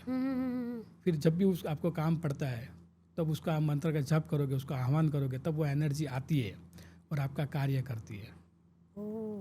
लेकिन उसमें भी वो कच्चा कलवा है, मतलब छोटा बच्चा है, तो वो नियम वगैरह उसको लागू नहीं पड़ते हैं। कभी भी आपकी कोई मिस्टेक हुई तो वो आपको, आपकी फैमिली को नुकसान पहुंचा सकता है। इसलिए आज के साधकों को मैं यही कहना चाहता हूँ कि बहुत बड़ी बड़ी शक्तियाँ हैं, उसकी साधना करो। छोटे निजी स्वार्थ के लिए ऐसी साधना, और एक्चुअली ये इलीगली भी है। हमारा संविधान भी हमें ये चीज़ की अनुमति नहीं देता है। राइट। तो ये सब चीज़ें नहीं करनी। मैं तो लोगों को यही, मेरे पास आते हैं कॉल, ये कच्चा कलवा की साधना बताओ ये वगैरह, तो मैं वो सब बातों को टाल देता हूँ। ऐसा है। तो ये बहुत ही उग्र साधना है। फिर वो आपकी फैमिली में आती है। अगर आपकी फैमिली में बच्चे हैं तो उनको भी वो नुकसान पहुंचा सकती है। ऐसा है, क्योंकि वो तो है तो छोटा बच्चा ही। राइट। उसको तो कुछ आइडिया ही नहीं है कि क्या है। वो तो है नहीं। हाँ, लेकिन इतना होता है कि आपके पास शक्ति होती है तो वो कंट्रोल में रहता है, लेकिन जिस दिन हालत खराब होते हैं तब आपके हाथ में कुछ नहीं रहता है। राइट। तो इसकी आत्मा को बंधन करके उस थर्ड एनर्जी के द्वारा उसको प्राप्त किया जाता है। ओके, मतलब हमने तो कहानी बनाई है इस पर, एक एनिमेटेड स्टोरी बनाई है कच्चा कलवा पर, कि एक बच्चे की आत्मा होती है जो कच्चा कलवा उसको बोला जाता है, पर इतना डिटेल में आपने ही बताया है। अच्छा, एग्जैक्टली क्या मतलब होता है प्रोसेस, ये सब चीज़ें मैंने खुद देखी है मेरी आंखों से। ओह, आपका मतलब पूरा डर ही खत्म हो गया है। हाँ, है ना? ये सब चीज़ें हमने खुद अपनी आंखों से देखी है। सब प्रैक्टिकल सब चीज़ हमने, मैं सब चीज़ बोल तो नहीं सकता हूँ, लेकिन सब देखा है हमने। वैसे है। आपने कौन सी साधनाएं की है, अगर मतलब बताना चाहो तो? हाँ, कुछ ऊपर बताता हूँ जी। देखो, हमने तो पहले महाकाली मसाणी मैडी का 84 का खाता पूरा, उसमें उक्ता जो मैडी है उसकी उक्तापौर की melody, ननामी melody, हड़काई melody, Masani melody, अंकाशी, आभा मंडली मेलडी, ये सारी मेलडी की हमने साधना करी है। ओके। फिर हमारे वीर है, पांच अखड़िया वीर है, नव घरों का खाता है पूरा। फिर भैरव है, अघोर गणेश है, बोड़िया गणेश है, मोतेरा गणेश है। गणेश में भी बहुत सारे प्रकार के गणेश की साधनाएं है। तो देखो, अभी अब आपको मैं बोलता हूँ, ये मंत्र उसके है कुछ गणेश के, ये सात्विक जो हम लोग पूछते हैं गणपति को, तो उसके अंदर मंत्र होते हैं कुछ। तो सात्विक गणेश ये लोग, आम लोगों के लिए, अगर आम लोग कर सकते हैं इसके जाप, बराबर। तो उसके अगम की कुची, कदम का ताला, अखंड प्रतापे हुआ अजवाला, गौरी नंदन गणपति आला, सतनाम की वर्ताणी छाया, उम्या सुक्ति का धरे ध्यान, अखंड भंडार माता लक्ष्मी भरे, 1.25 लाख को आकाश की सूद पड़े, 1.25 लाख को पाताल की सूद पड़े, चंदा सूरज की रज जड़े, 3 भुवन की खबर पड़े, सोना रूप का 76 डले, 18 वरण पाए पड़े, नमे सकल संसार। ये इतना बड़ा मंत्र, ये अभी छोटा है। अच्छा, इससे ही बड़े बड़े मंत्र है। तो ये एक आम लोगों के लिए, इसके अंदर क्या डिमांड की है कि भाई लाभ, लक्ष्मी, रिद्धि सिद्धि, हमारे घर के अंदर वैभव सुख मिले, सारी जो चीज़ें हैं वो हमें प्राप्त हो, उसके लिए ये मंत्र है। तो ये सात्विक लोगों के लिए सात्विक गणेश का है, बराबर। अभी अघोर गणेश है जी, तो उसके अंदर उसका जो मंत्र है, भाई हमारा बोड़िया आड़ा भोड़ा, 7 सिंधु पर चलाओ घोड़ा, 180 गाँव अकेला जाओ, काले बुक्का और फेफड़ा खाओ, माथा का मेथाड़ा खाओ, गुड्डी का भेजा खाओ। तो इसमें क्या सब किया गया है, ये शत्रु को नुकसान पहुंचाने के लिए ये अघोर गणेश का मंत्र है। तो ये अघोर गणेश जी है, ये हम जो पूछते हैं गणेश जी, उनसे विपरीत होते हैं? हाँ, वो शमशान में है उसका वास, और माँ भगवती का साथ में है, महाकाली के, माँ भैरवी के साथ में है। वो शमशान के देवता है। गणेश तो हर जगह है, कोई भी काम करो आप, पहले गणेश की पूजा होती है। वैसे ही शमशान में अगर हम पैर रखते हैं तो सबसे पहले गणेश की पूजा की जाती है, उसके बाद आगे। तो वहाँ कौन सी गणेश की पूजा करोगे? वहाँ सात्विक गणेश की तो पूजा होगी नहीं जी, तो वहाँ तामसिक गणेश की पूजा होगी, अघोर गणेश की। फिर उसको भी मांस चढ़ता है, लड्डू चढ़ता है। समझ गई। ये सब ये हिडन पार्ट है सब तंत्र विद्या का, ऐसा है। फिर बंधन करना हो तो ओमकारा नवखंड में करे होकारा, आओ गणपत आड़ा बोला, 7 इंदु पर चलाओ गोला, आओ गणपत आड़ा बोला, 64 जोगनी देव कारा, राजा बांधो, प्रजा बांधो, भूत बांधो, पलित बांधो, 52 सवीर आगेवान बांधो, चौरे बैठी सभा बांधो, पाटे बैठी रानी बांधो, हमारा बांधे न बंधाय तो गणपत बोला बांधेला, तेथी बांधे न बंधाय तो शिव शक्ति ना वचन खोड़ा पड़े। तो ये बंधन का मंत्र है। इससे बुरी एनर्जी, बुरी शक्तियों को बंधन करने के लिए ये मंत्र है। गणपति देव ऐसे है, गणपति यानी भगवान शिव के जो गण है वो सभी का जो अधिपति है वो भगवान गणपति है। रियल में उनका जो नाम था वो तो विनायक है। विनायक देव। राइट। उसके बाद फिर उनका अलग अलग नाम हुए, जैसे जैसे कार्य होते गए वैसे गणपति के नाम जी पड़ते जी गए। जी जी तो ऐसी बहुत सारी साधना है, जी हनुमान जी की है, नरसंग की है, वैताल है, बाबरा भूत है, जी। ये सभी सारी साधनाएं हमने करी है। कुछ प्रेत साधना है, कुछ चुड़ैल की साधना है, पहले करी थी, सब है, सब माता जी के आशीर्वाद से, लेकिन सबको मैं हिडन रखता हूँ जी। क्योंकि मैं क्या फैमिली में रहता हूँ, समाज में हमको उठना बैठना रहता है, वहाँ हर प्रकार के लोग होते हैं, जी। तो ये सब चीज़ों को हमेशा मैं शांति रखता हूँ। आपसे लगते लोग डरते हैं जब आप जाते हो? नहीं, मेरे साथ बहुत लोग फ्रेंडली रहते हैं। मेरे साथ तो बहुत से लोग फ्रेंडली रहते क्योंकि हैं। लोग ऐसा मतलब उनका परसेप्शन होता है नहीं, ना मैं रहता ही ऐसा हूँ ना। तांत्रिक। मैं देखो मैं ना कभी बाल दाढ़ी बढ़ाता हूँ, मैं हमेशा जींस टी शर्ट पहनता हूँ, और उस हिसाब से सामान्य मैं जैसा। सामान्य जैसा रहता हूँ। लोग मजाक मस्ती करते तो उसके साथ मैं भी मजाक मस्ती करता हूँ। छोटे बच्चे आकर मेरे साथ खेलते हैं, रहते हैं, मैं लोगों को, बच्चों लोगों को कुछ ना कुछ गिफ्ट वगैरह, मतलब जी, चॉकलेट वगैरह ला के देते रहे, तो सब लोग हैप्पी। मेरा प्रयत्न रही रहता है सब लोग अपने से हैप्पी रहे। लोगों को डरा के क्या मिलता है? डराने के नहीं, अब लोग अपनी इज्जत करनी चाहिए, ऐसा है। जी। अभी हम लोग इतनी सारी साधना पे हम लोग ने बात की है, तो अभी रिसेंट जो तहलका मचाया है वो एप्स्टीन फाइल में है। जैसे वो यूएस में एक आइलैंड है, तो वहाँ पे भी एक जिन की पूजा की जा रही है, ऐसे सब मान्यताएं है। तो आपको पता है जिन के बारे में, मतलब जिन के जिन बारे में में क्या बताइए। है, जिन्नात ये एक इस्लामिक शक्ति है। जी। जैसे हमारे यहाँ पिशाच होते हैं, हम्म। भूत प्रेत तो नहीं कह सकते, क्योंकि भूत प्रेत तो क्या, इंसान मरते हैं, उनकी आत्मा को तृप्ति नहीं मिलती, उसको अधोगति में होते हैं, वो भूत प्रेत होते हैं। ओके। तो जैसे पिशाच होते हैं, पिशाच एक जात है। तो पाक और नापाक दो प्रकार के जिन होते हैं। जी।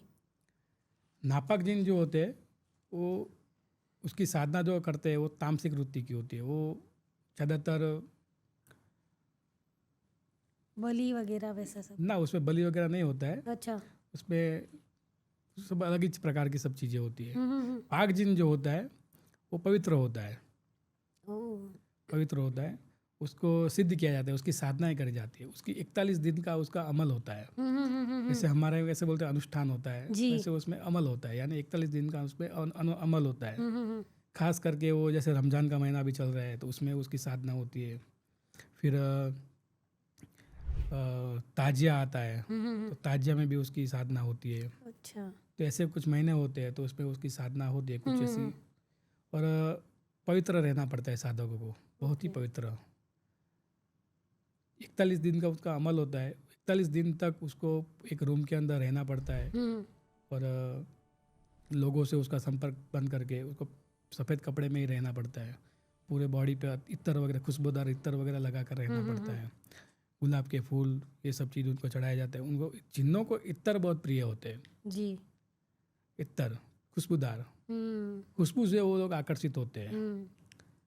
तो ये सब चीज़ों का ध्यान में रखकर अत्तर, पूरा अत्तर लगा के रखना पड़ता है, और उसमें पढ़ाई होती है 41 दिन की। 41 दिन तक लगातार उसको पढ़ाई करना पड़ता है, तब जाके वो जिन आता है, और आता है आपसे प्रसन्न होता है। वो जब बोलता है कि अब मांग, तुमको क्या चाहिए, मैं तुमको प्रसन्न हूँ, तब जाके उसको वचन में लिया जाता है। फिर उससे आप जो चाहो काम करवा सकते हैं। ज़्यादातर उसको जो गड़ा हुआ धन होता है उसको उसमें यूज़ करते हैं लोग। जी। फिर कुछ चीज़ें मंगवानी हो तो उसमें यूज़ होता है। ये सब पुरानी चीज़ें हैं, इस्लामिक चीज़ें हैं। और उसमें मज़ार होती है, जैसे दरगाह। हाँ। देखे होगे दरगाह होती है, तो दरगाह जो होती है ना, उसमें जो पीर सोए हुए होते हैं उसके सेवक होते हैं ये। हर पीर, हर मज़ार पे आप जाओगे तो वहाँ जिन्नों का वास होता ही है। क्योंकि जो पीर होते हैं ना, जब वो जिंदा थे तब उन्होंने बहुत सारे ऐसे जिन सिद्ध कर रखे हो। जिन होते हैं, मौकिल होते हैं, तो उन्होंने वो सब चीज़ें सिद्ध कर रखी हो, उसके वो सेवक होते हैं। तो वहाँ जाते हैं, जो दरगाह में जाते हैं, लोग प्रे करते हैं कि भाई ये काम नहीं हो रहा है मेरा, वो काम नहीं हो रहा है, तो प्रार्थना करते हैं अपने हिसाब से। तो वो सारे जो काम होते हैं वो जिन्नात करते हैं, पीर नहीं करते। वो दरगाह पे हम जाते हैं, चद्दर चद्दर चढ़ाते वगैरह, जो भी है वो श्रद्धा से लोग करते हैं। तो उसमें जो कार्य करते वो पीर नहीं करते, उसके जो जिन्नात होते, उसके जो मौकिल होते, वो अपना कार्य करते, वो हमारी प्रार्थना सुनते और हमारा कार्य, ये पाक जिन्न होते हैं। तो जिन्नों में वो आग से बने हुए होते हैं, आग से उसकी उत्पत्ति है, जो इस्लाम में जो बताया हुआ है उस जी। हिसाब से अच्छी चीज़ है, लेकिन हासिल करना बहुत मुश्किल है। मुश्किल है। और नापाक जिन है वो तो अंत में साधक को नुकसान पहुंचाता ही पहुंचाता है, ऐसा है। ओके, अभी सब लोग बात करते हैं मेहंदीपुर बालाजी और सारंगपुर के सारंगपुर। बालाजी, तो एग्जैक्टली गुजरात में कौन सा है?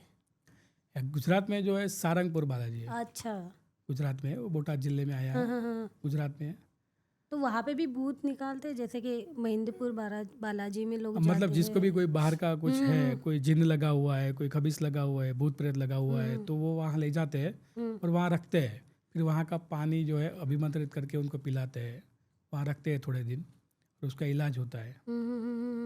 वो जो है वो भगवान स्वामीनारायण ने उस टाइम उनकी साधना करी, जो स्वामीनारायण में जो संत हो गए जी थे, जी उन्होंने उनकी साधना करी थी और उन्होंने उनको प्रसन्न किया था, हनुमान जी को, जी। और वहाँ उन्होंने उनकी स्थापना करी थी। ओ। तो हनुमान जी के तो मंदिर जितने भी है गुजरात में, बहुत सारे मंदिर है, सब जगह जागृत मंदिर है।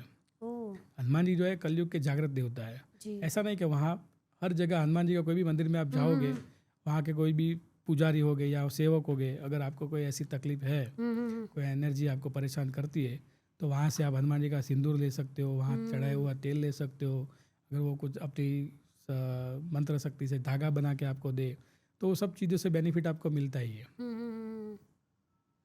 तो सारंगपुर है, वैसे ही बहुत सारे मंदिर है गुजरात में, जैसे टिम्बाणिया हनुमान हो गए, बुरखिया हनुमान हो गए, तो ये सब वहाँ बहुत सारी एनर्जी है।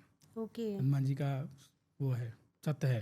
हनुमान जी अभी साधकों को सबसे पहले हनुमान जी की साधना करनी चाहिए। अच्छा, तो मैंने पहले ही बताया कि मैं जब साधना क्षेत्र में उतरा था, पहले मैं हनुमान जी की ही साधना करी। तो वो करने से क्या होता है कि आपको कोई भी बुरी शक्ति, अगर आप विपरीत भी हो गए, आप वहाँ गलती भी होती है, तो आपको नुकसान नहीं पहुँचा सकती, आपको जान हानि नहीं पहुँचा सकती, आपकी फैमिली में वो एंटर नहीं कर सकती है। तो ये हनुमान जी की साधना बहुत ही जरूरी है। आपके साधक नहीं करते, लेकिन हनुमान जी की साधना उनको डायरेक्ट मैली शक्ति, एनर्जी, बुरी शक्ति है, उनको चाहिए। तो हनुमान जी की साधना बहुत ही एकदम पावरफुल से बड़ी शक्ति चाहिए उनको। हनुमान जी की अगर सिद्धि करी है तो वो आपकी रक्षा करते हैं, और उनकी शक्ति इतनी पावरफुल है कि आपको कोई भी ब्लैक मैजिक, ब्लैक एनर्जी आपको छू भी नहीं सकती है। तो मैं तो सभी आम लोगों से भी मैं बोलना चाहूँगा कि अगर आप कुछ ना भी हो, तो हनुमान जी के मंगलवार, शनिवार आप उनकी यथाशक्ति उपासना करो। उनको हर शनिवार, मंगलवार को जाकर तेल सिंदूर चढ़ाओ, हनुमान चालीसा का पाठ करो। हनुमान चालीसा का पाठ नहीं कर सकते तो कोई मंत्र है, जैसे कि भी ओम हम हनुमते रुद्रात्मकाय हुम फट, इस मंत्र का आप जप करो। ये मंत्र बहुत ही पावरफुल है। ये मंत्र जो है ओम हम हनुमते रुद्रात्मकाय हुम फट, ये मंत्र का जप करने से हनुमान जी की एनर्जी आपको प्राप्त होती है। लेकिन हाँ, उसकी साधना में बहुत ही पवित्र रहना पड़ता है, भाव पवित्र रखना पड़ता है, ब्रह्मचर्य का पालन रखना पड़ता है, मतलब पवित्र हर तरह से मन वचन कर्म से पवित्र रहना पड़ता है, तब जाके आप उसकी सेवा पूजा कर सकते हो, उसके अधिकारी बन सकते हो। क्योंकि एक कहावत है, मैं हर मेरे वीडियो में बोलता हूँ, अगर आपको हनुमान की साधना करनी है तो खुद हनुमान बनना पड़ेगा। उनके जो गुण हैं वो आपके अंदर आने जरूरी है, तब जाके आप हनुमान जी की सेवा कर सकते हो। बिल्कुल ऐसा है। ओके। और अभी आप गुजरात से आए हैं, तो गुजरात की हॉन्टेड प्लेसेस के बारे में बताइए। गुजरात में हॉन्टेड प्लेस तो बहुत है, जैसे एक हमारे सूरत का डुमस बीच है। डुमस बीच, यस। वो सोशल मीडिया पे भी आप सर्च करो, उसके बहुत सारे वीडियो आएंगे। जी, हमारी भी वीडियो एक आ गई है उस पे जी। हाँ, वहाँ शाम को 7 बजे के बाद वहाँ की पुलिस ही आपको वहाँ से हटा देगी, आप रह ही नहीं सकते हो वहाँ। वो है। फिर हमारे यहाँ शमशान है। शमशान, हमारा जो शमशान था वो भी बहुत पहले हॉन्टेड था। हाँ। वहाँ जो भी शाम को निकलता था उसको कुछ ना कुछ तकलीफें होती ही थी।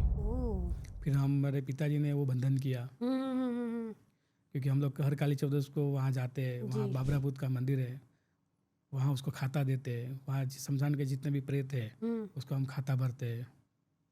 खाता भरते मतलब उनको कुछ चढ़ावा, उनको कलेजी, दारू, खिचड़ी, ये सब चीज़ उनको दिया जाता है। एकदम टेस्टी खाना खाते लगते हैं। नहीं, वो खाते नहीं, वो एक ऐसी तामसिक चीज़ों की वो खुशबू लेते हैं, उससे वो तुप्त होते हैं। उसको एक कण भी मिल गया तो वो तुप्त हो जाते हैं, और वो तुप्त होते हैं, वो तो जो आशीर्वाद देते हैं वो बहुत ही वो उसकी ज़रूरत होती है हमें। हम्म। कोई भी भूत प्रेत है हमारे यहाँ गुजरात में चुड़ैल माता का मंदिर बहुत है, वहाँ चुड़ैलों के मंदिर बहुत है। क्या बात कर रहे हो? हाँ बहुत मंदिर है। आप जाओगे आगे काठियावाड़ हाँ, साइड तो वहाँ चुड़ैलों के मंदिर बहुत सारे मंदिर है। वहाँ अच्छा। वो माता जी को लोग माता जी करके पूछते हैं। हम्म। वहाँ जाते हैं, मन्नतें मानते हैं, किसी को बच्चा नहीं होता है तो बच्चे देते हैं, किसी के वीज़ा नहीं लगता है तो वीज़ा तो उसकी प्रार्थना करते हैं अरे तो वीज़ा लग जाती है, किसी को जॉब नहीं मिलती है तो सरकारी जॉब मिल जाती है। ओके। मतलब कौन सा होता एक पर्टिकुलर गांव वगैरह कुछ है? गांव का नाम तो मुझे याद नहीं है। मैं जाता हूँ काठियावाड़ तो बीच में एक मैजिस्ट्रेट चुड़ैल मंदिर का नाम है, मैजिस्टर चुड़ैल। बाप रे, मैजिस्टर। हाँ वहाँ कुछ नहीं है, आप जाओगे मंदिर है छोटा, उसमें कुछ नहीं है, एक आईना ही है खाली, शीशा लगाया हुआ है। हाँ अभी आपने बैकग्राउंड में फोटो लगाया हुआ है, हाँ। बराबर, ऐसा भी नहीं है वहाँ, केवल खाली एक शीशा है, आईना। आप जाओगे उसमें आपका ही मुंह आपको दिखेगा, लेकिन वो उसमें वहाँ उस शक्ति का वास है। वहाँ आप जाओगे तो कई किलोमीटर पहले से पेड़ों के ऊपर बड़ी बड़ी साड़ियाँ लगाई हुई है, लोगों ने मन्नत मानी है। वो पेड़ कई किलोमीटर आगे से हर पेड़ों के ऊपर आपको साड़ी साड़ी नजर आएगी। ओके। लोग चढ़ाते हैं उसके। तो शक्ति ऐसे भी काम करती है। मतलब कहने का मतलब ये है कि आपका भाव कैसा है। अगर आप किसी को नुकसान पहुंचाने के चक्कर से करोगे तो बुरा है। बुरा का मतलब बुरा ही होना है।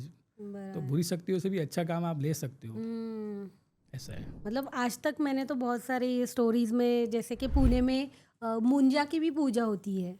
हाँ, मुंजोबाचा बोड़, जैसे आपके यहाँ पे चुड़ैल के मंदिर है, वैसे पुणे में मुंजा को पूछते हैं। बराबर। क्योंकि वहाँ पे ऐसे बोला गया है कि अंग्रेज़ों के ज़माने में कुछ प्लेग आया था ना। हाँ। तो कुछ 21 बच्चों की, मतलब उनकी बलि दे दी थी। अच्छा। तो वही जो बच्चे थे ना वो मुंजा बन गए। बच्चे, हाँ। राइट। तो उनको पूजा जाता है।